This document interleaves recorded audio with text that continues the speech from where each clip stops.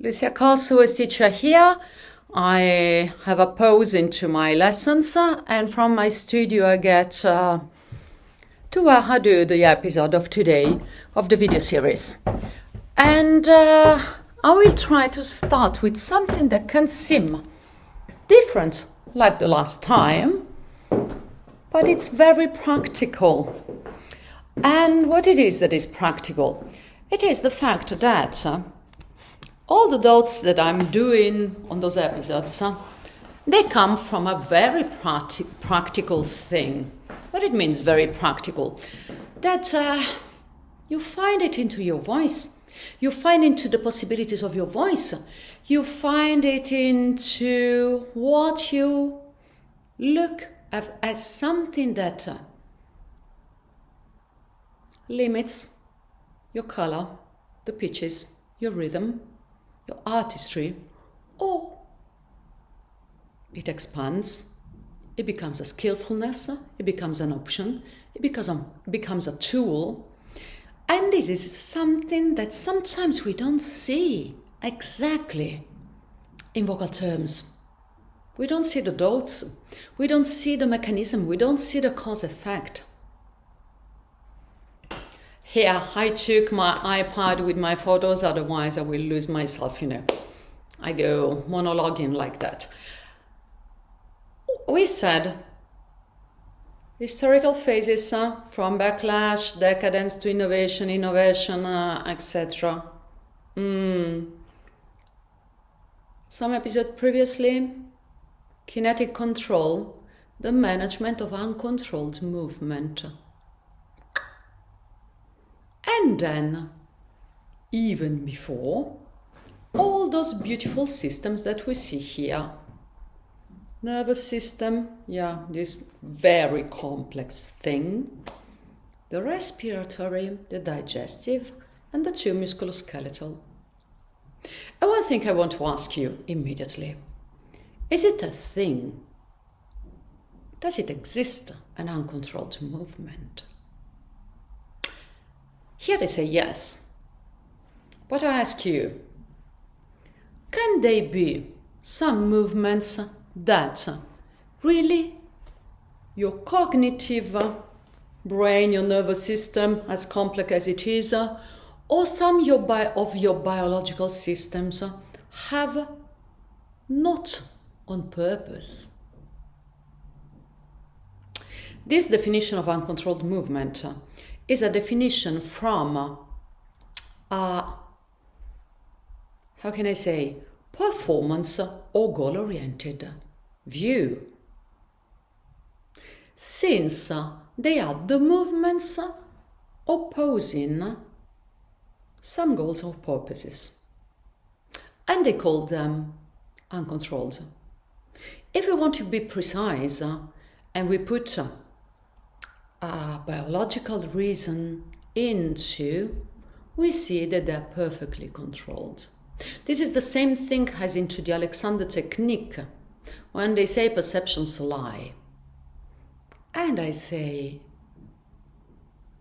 perceptions say exactly as I said in an episode of the last year, they serve the purpose they are for.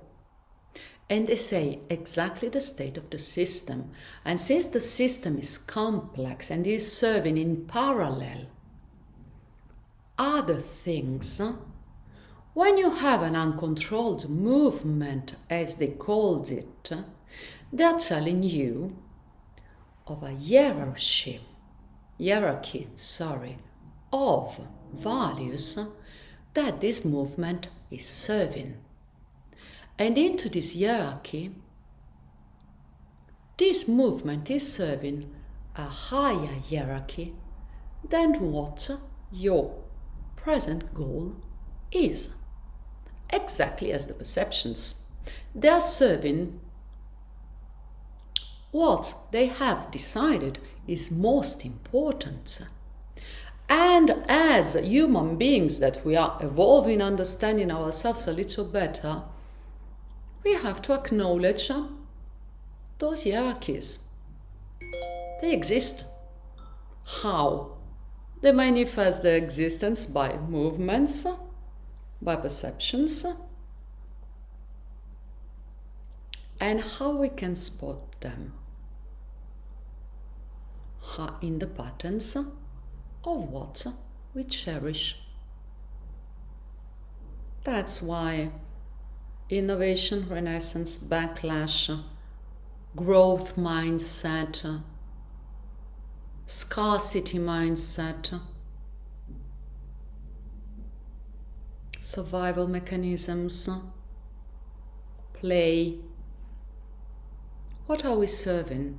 If you want to play, annul marks of boundaries and characteristics. They are not the same if you are fighting for your life. Sometimes your system thinks that they are fighting for your life and is serving that. So you cannot play, for example.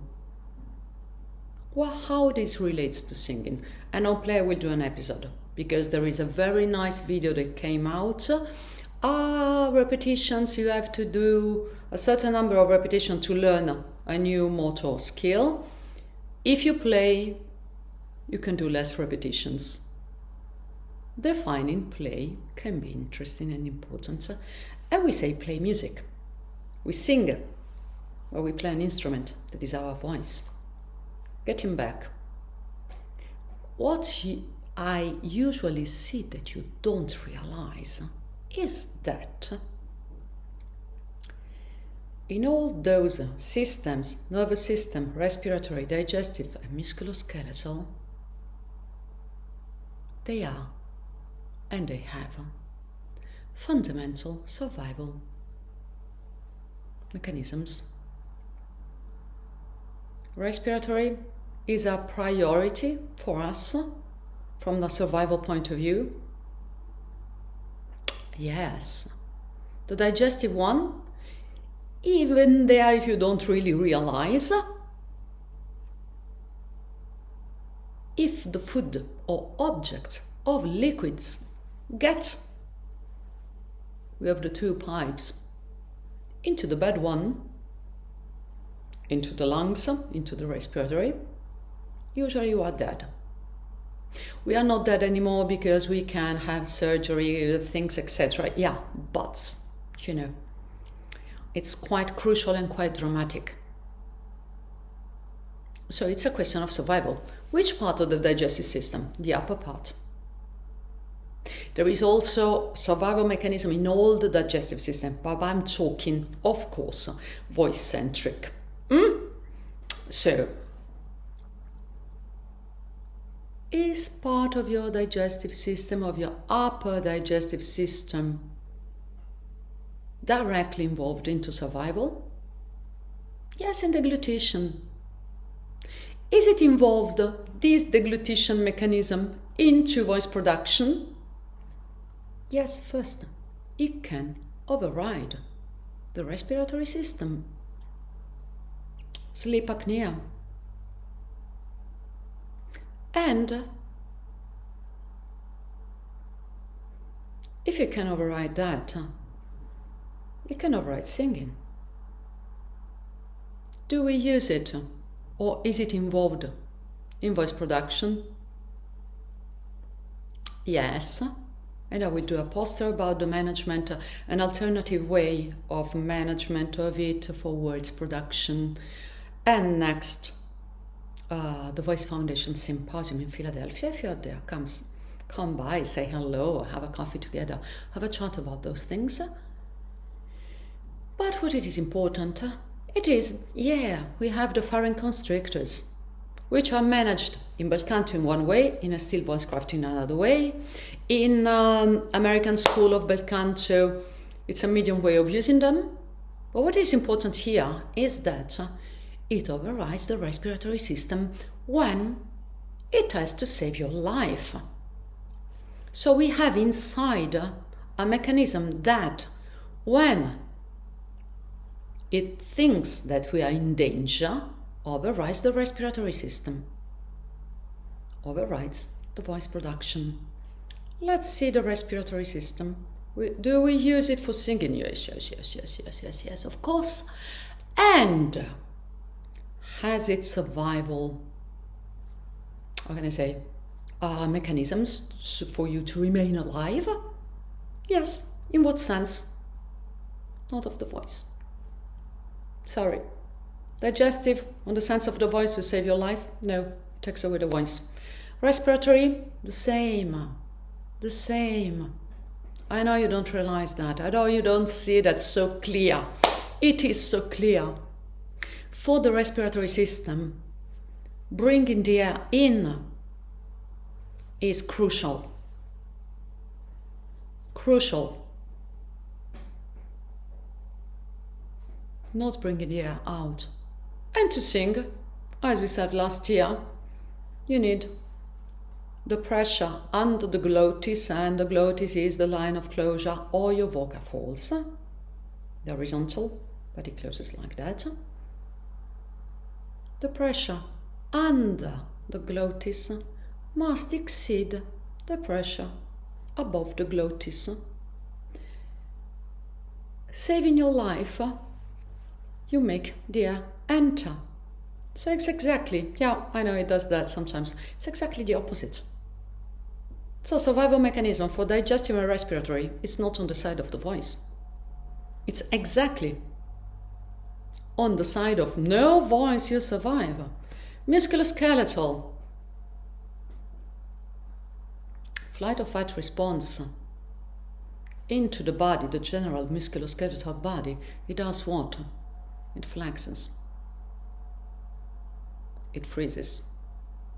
It goes by compensations. It takes away exactly, again, the part of the force that is required for singing. Nervous system. Nervous system is very, very complex. Does it have a system, a basic system for survival? The first one is what you know so much about for singing, relaxation, etc. And they have also used the polyvagal theory, for which I don't agree till the end, but it has been very useful and probably a great tool of advancement in knowledge and in practice. Even if, again, there I need to get beyond that simplification point, of that reduction of point, but it has something basic. That is, as we said, sympathetic, parasympathetic system. And as you remember, when you're in danger, the sympathetic system has the capacity to override the parasympathetic system. And the parasympathetic system has the efferent function, the motor control function of what? Of your skeletal muscles of the larynx. So again, is it basically on the side of the voice? No. So what we see? We see that for the voice production, we decide to get beyond every survival mechanism that we have into our biological system. All those survival mechanisms, which are the basic survival mechanisms, not the refined, sophisticated survival mechanisms that we have developed into this great nervous system that you see. You've seen in the photo before, which is more sophisticated because it asks you to override those reactive, as we call now, systems.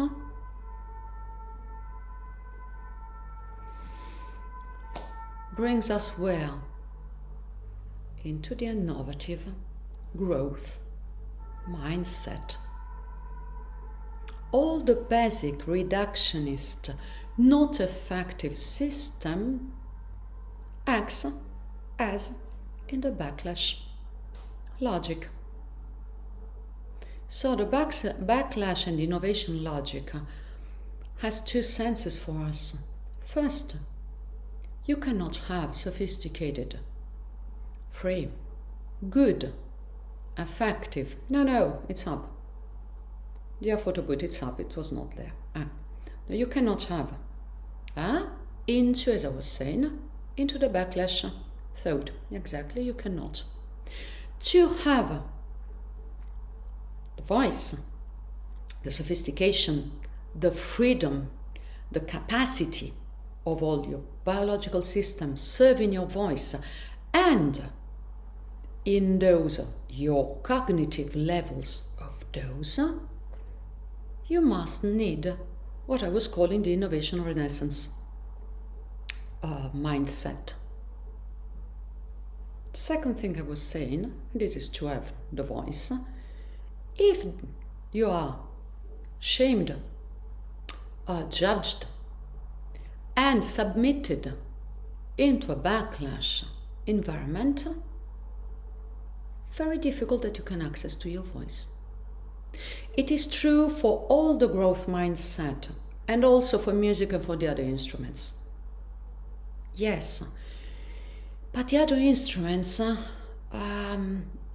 they have it is less tough for them, because to us, it not only takes away our capacity of interacting into a growth mindset and effective mindset to be human beings acting into an environment with proposition, capacity, skillfulness. It takes away, basically, also the instrument. So you have a guitar. The player is into not a good condition environment. For us, it takes away also the guitar.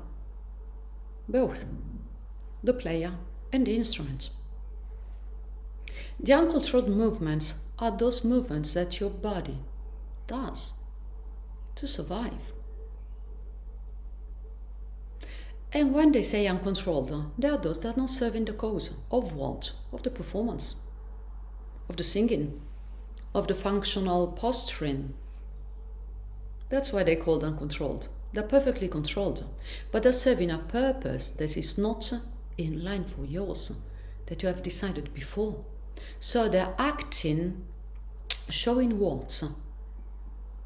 That you have to take care, not with backlash, but with the innovation, renaissance, taking care, functional way of the underlying reason for which you have them.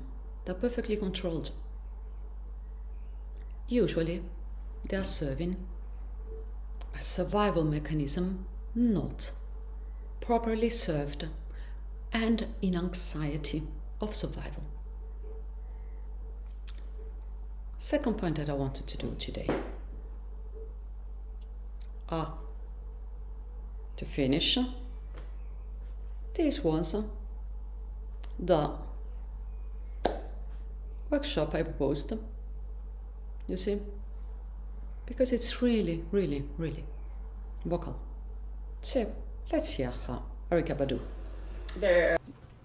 There's a philosophy that says 85% of the people on the planet are followers. 10% of the people on the planet are creators or leaders, and 5% of the people are observers. So when you got 85% of the people who are willing to follow, the 10% who are able to create something are going to capitalize off of that, and the 5% are usually the ones who are assassinated or shunned or discredited because they can see everything that's going on. And they would ruin it all for the 10%. So the reason why it's so easy to do that is because people are willing to be led, I think. So, we are doing, quite generally, this thing of getting less led in a not aware, awakened way, and to lead ourselves. I want you to look at what she's saying with fresh eyes. She said something that probably is pretty good and pretty correct. Since will it be still true? I don't know in the future, but probably in a transition period still yes. And I wanted you to have the idea, because I have some students, some singers that say, I'm not like you. I don't go on my path with the same assertiveness, quiet, happy assertiveness, no matter if, how can I say, they contrast or not you. I cannot be like you, meaning like me. I mean, what's part of those? I will not tell. I have an idea, but I will not tell. Because my life shows it and my actions have shown it, and it's okay. But certainly, I'm not into the followers. This is clear. This is clear. So, how to serve my students, which are not like me, remaining how they are, and getting to be the singers they need to be with the assertiveness of this position. Sorry, I smile. No. I smile because let's see the thing in that way. We follow what? Do we have to follow idols? Do we have to follow people? Do we have to really submit our freedom and critique and position and beliefs to someone? Can we get to be the followers of values? Can we get to be the followers of doing better, loving and being passionate of something?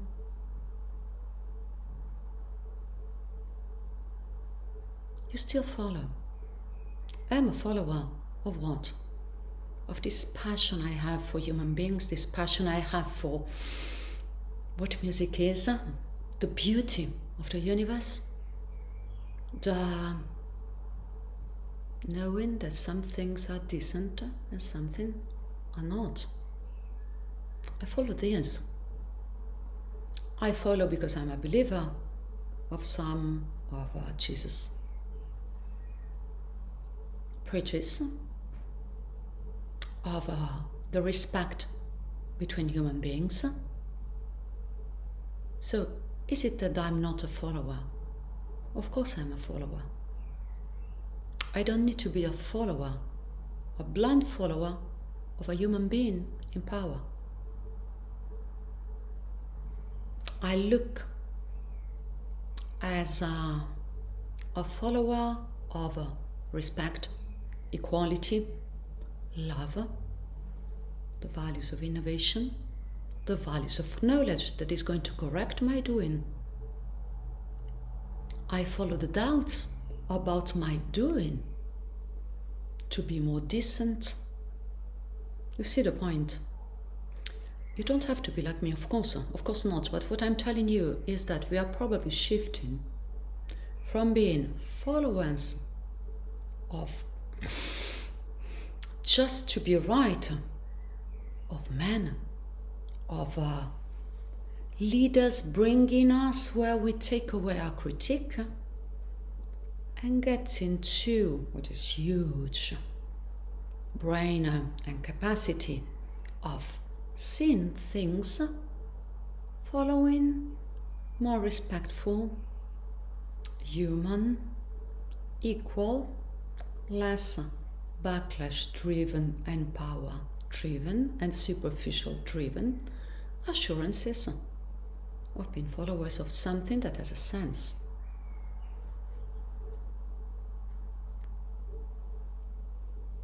Let your comment about that. Let your comment about that. See you next week.